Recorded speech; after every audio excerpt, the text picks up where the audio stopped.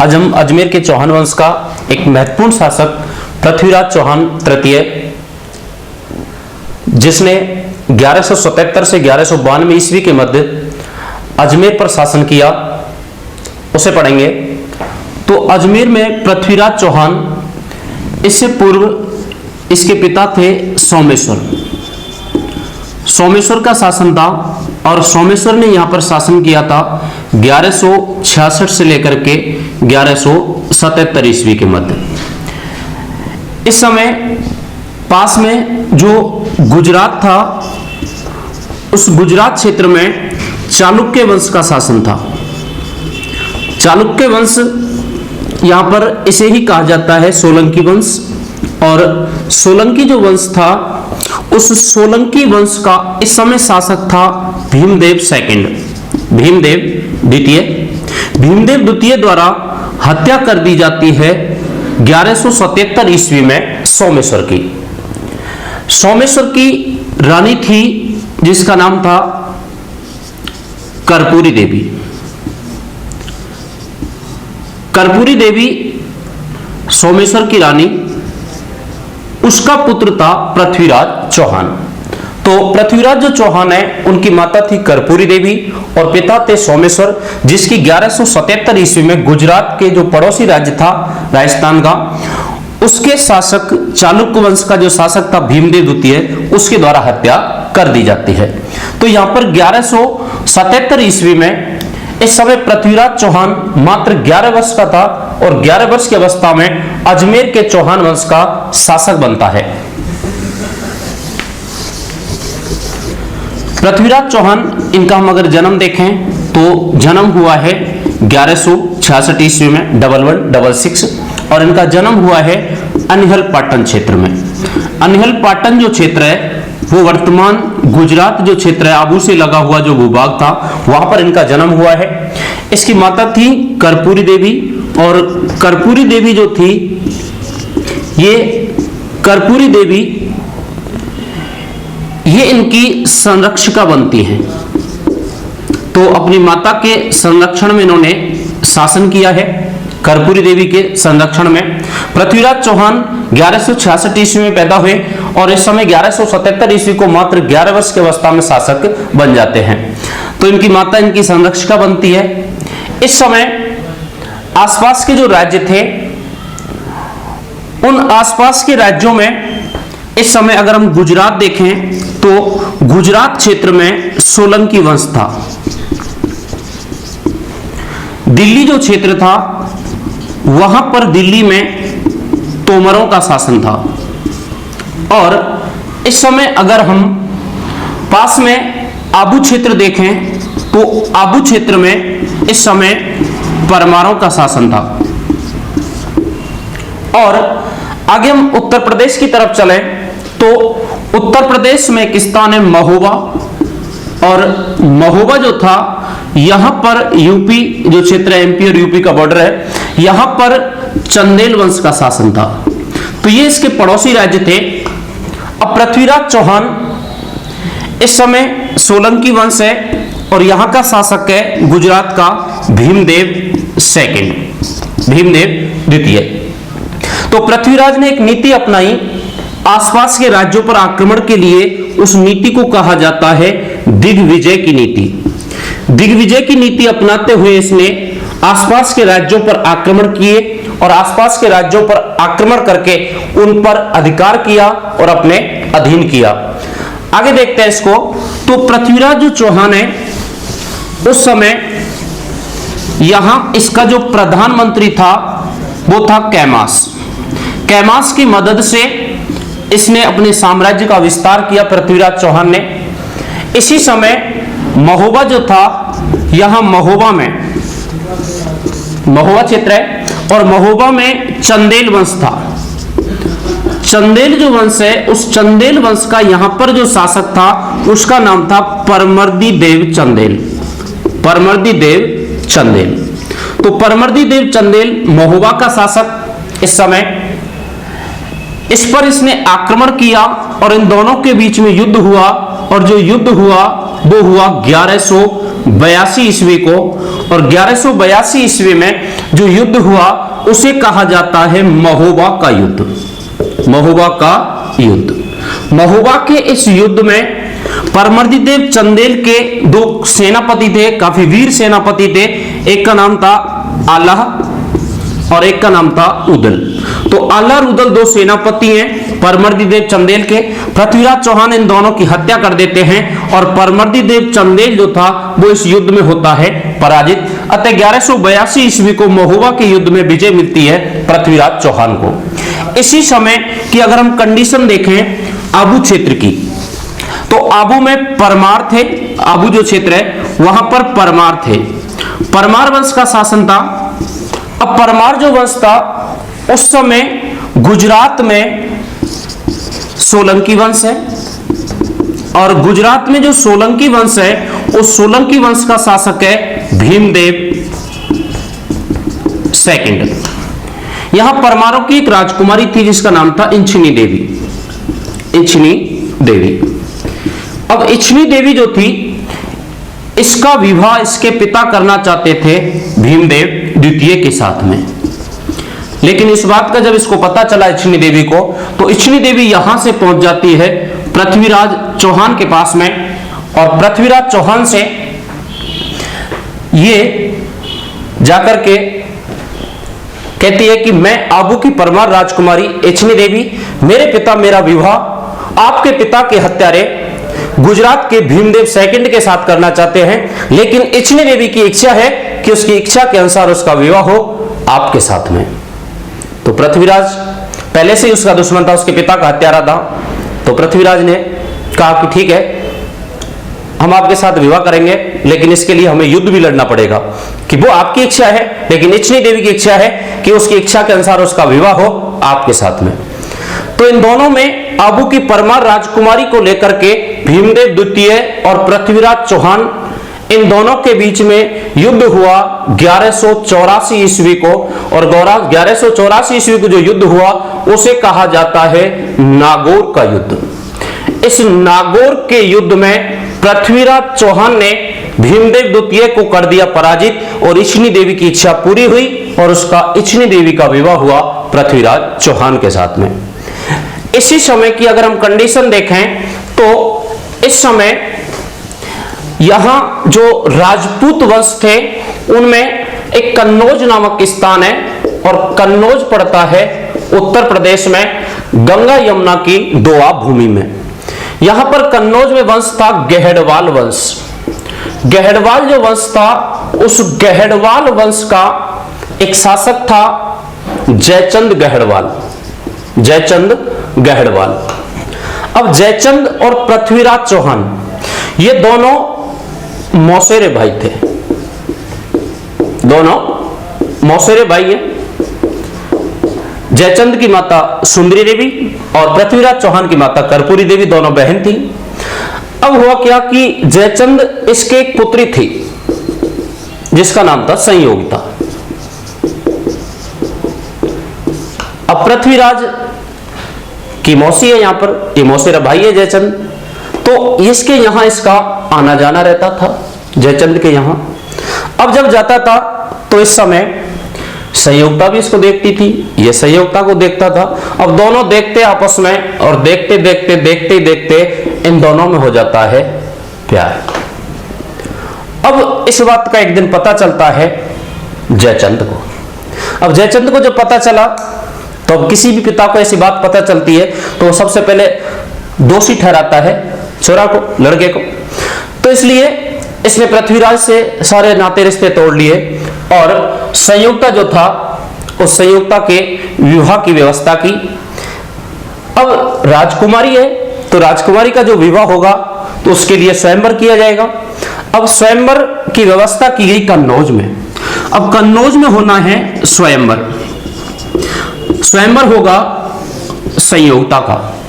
इसके लिए देश के सभी राजाओं को, जो महान महान बड़े बड़े राजा थे, उनको निमंत्रण दिया गया। अब राजकुमारी है, स्वयंवर होगा उसका, देश के सभी राजा बुलाए गए, लेकिन पृथ्वीराज को यह सूचना नहीं दी गई। अब पृथ्वीराज को जब यह सूचना नहीं दी गई तो इस बात का संयोगता को पता चला कि पृथ्वीराज नहीं आएगा और तेरा विवाह किसी दूसरे के साथ होगा। इसलिए संयोगता ने क्या किया कि अपने एक गुप्तचर के माध्यम से, एक दूत के माध्यम से संदेश भिजवा दिया पृथ्वीराज चौहान के पास में। जब इसको ये संदेश मिलता है कि कन्नौज के राजा जयचंद अपनी पुत्री संयोगता का स्वयंवर कर रहे हैं और संयोगता ने मुझे भेजा है, वो आपके साथ शादी करना चाहती हैं, इसलिए स्वयंवर वाले दिन आपको आना होगा। कि ठीक है, आप बोल देना, मैं जरूर आऊंगा। अब यहां से पृथ्वीराज जो चौहान है उसको पता चलता है कि उस दिन स्वयंवर होना है, तो संयोगता के स्वयंवर की सारी व्यवस्थाएं की गई कन्नौज में। अब हुआ क्या कि यहां पर जो स्वयंवर था, उस स्वयंवर हॉल जो था, जो पंडाल बनाया गया था, उस पंडाल के सामने पृथ्वीराज का अपमान करने के लिए जयचंद गहड़वाल ने उसकी लोहे की मूर्ति बनवाई और लोहे की मूर्ति बनवा करके यहां लगवा दी, द्वारपाल के रूप में, जो गेटकीपर होता है द्वारपाल, उसके रूप में यहां लगवा दी। अब स्वयंवर हॉल में जैसे ही संयोगता माला लेकर के जा रही थी तो उसकी नजर पड़ी इस मूर्ति पर। उसने देखा कि यार पिता ने क्या किया, जिसको मैं अपना वर मानती हूं उसको गेटकीपर बना दिया, उसकी इतनी बड़ी बेइज्जती। तो इसलिए उसने क्या किया, संयोगता ने इस मूर्ति के गले में ही माला डाल दी। मूर्ति के गले में ये माला डाल देती है। इतने में ही पृथ्वीराज चौहान घोड़े के साथ यहां आता है और संयोगता को पंडाल के बाहर से उठाता है और उठा करके अजमेर ले आता है और अजमेर ला करके उसके साथ में कर लेता है लव मैरिज, यानी कि प्रेम विवाह। तो प्रेम विवाह जिसे गंधर्व विवाह कहा जाता है, वो गंधर्व विवाह होता है पृथ्वीराज और संयोगता का। अब इस बात का जब अंदर जो स्वयंवर हॉल था उसमें देश के बड़े बड़े राजा बैठे हुए थे, उनको जब पता चला कि पृथ्वीराज संयोगता को भगा करके ले गया, तो राजा जो है वो नाराज हो जाते हैं और भड़कने लग जाते हैं जयचंद पर कि जब तेरे को पता ही था कि तेरी छोरी गड़बड़ है तो हमें यहाँ के बेइज्जती करने के लिए बुलाया था। वो उसकी बेइज्जती करते हैं और जयचंद इसको सहन नहीं कर पाता है और जयचंद इसका बदला लेने के लिए संदेश भेजता है अफगानिस्तान में। और अफगानिस्तान में इस समय गजनी क्षेत्र था और गजनी का शासक था इस समय यहाँ पर मोहम्मद गौरी। तो मोहम्मद गौरी के पास संदेश भेजा, पृथ्वीराज संयोगता का प्रेम विवाह हो जाता है, लेकिन अब विदेशी आक्रमण का खतरा है पृथ्वीराज चौहान पर। क्या होता है मोहम्मद गौरी और पृथ्वीराज चौहान के बीच में, वो देखते हैं।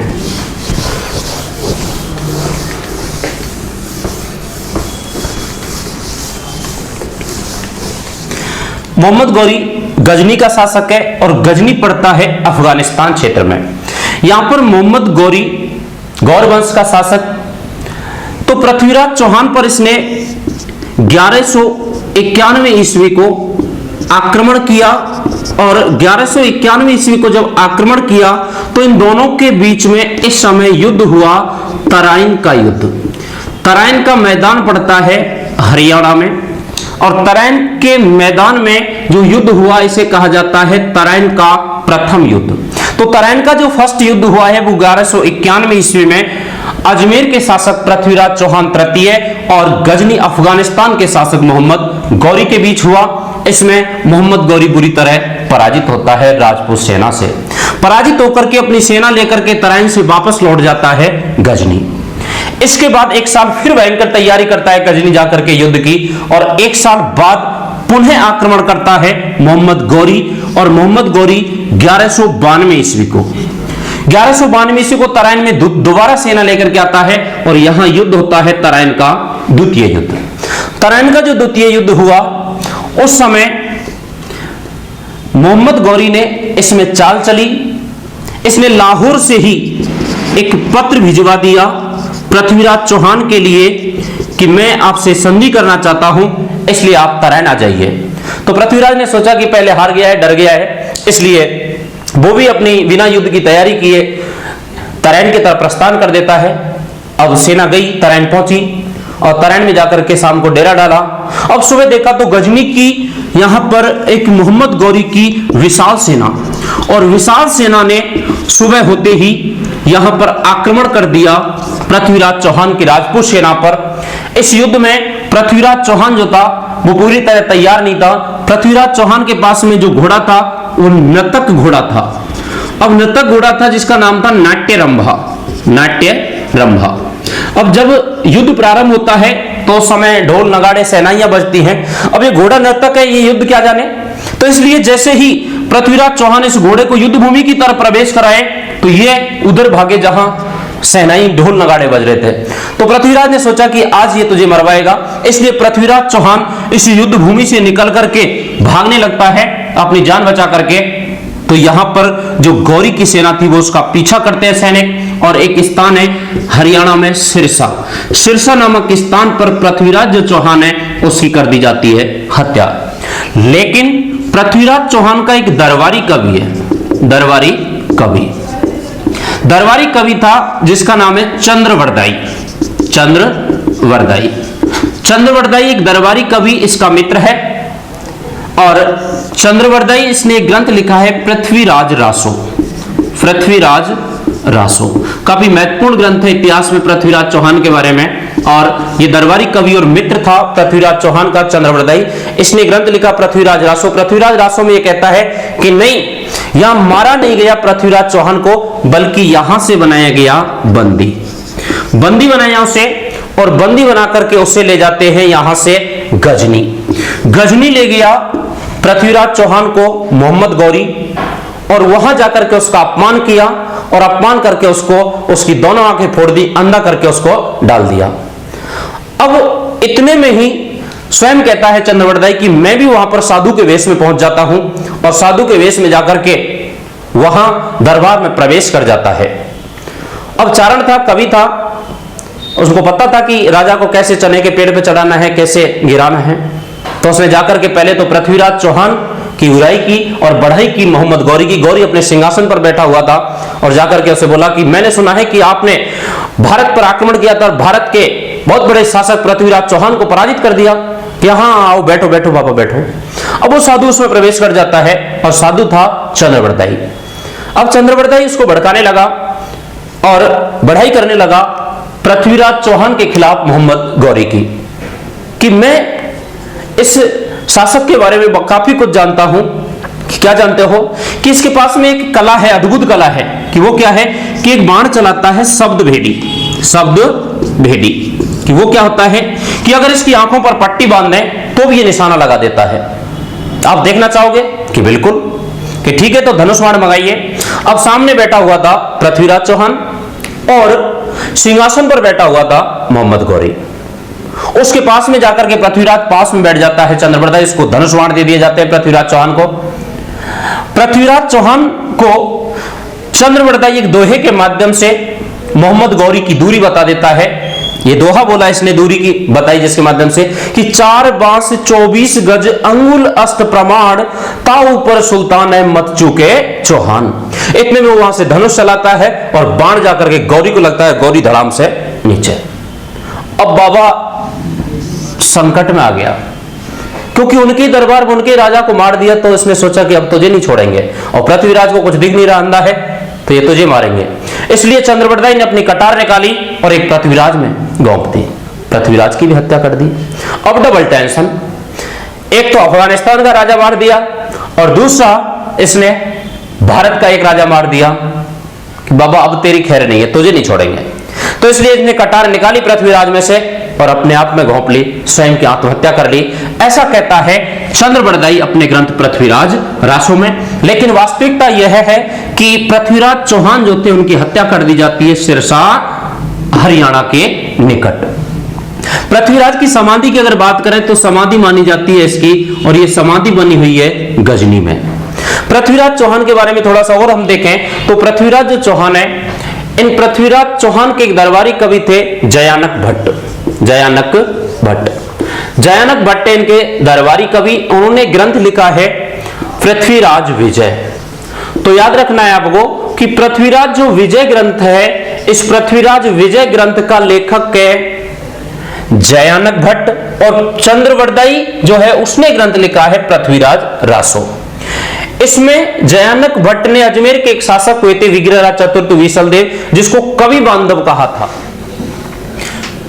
पृथ्वीराज चौहान तृतीय इसके जो दरबारी कवि हैं चंद्रवरदाई, इन्होंने पृथ्वीराज रासो ग्रंथ लिखा। पृथ्वीराज चौहान तृतीय, इनको राय पिथौरा भी कहा जाता है, राय पिथौरा, राय पिथौरा के नाम से भी जाना जाता है, तथा इन्हें दलपंगुल भी कहा जाता है। दलपंगुल का मतलब होता है विश्व विजेता, विश्व विजेता। तो पृथ्वीराज चौहान, इसे राय पिथौरा और दलपंगुल यानी विश्व विजेता, दो अन्य नामों से भी जाना जाता है। तो यह था अजमेर का चौहान वंश का शासक पृथ्वीराज चौहान तृतीय। Thank you. जय श्री राम।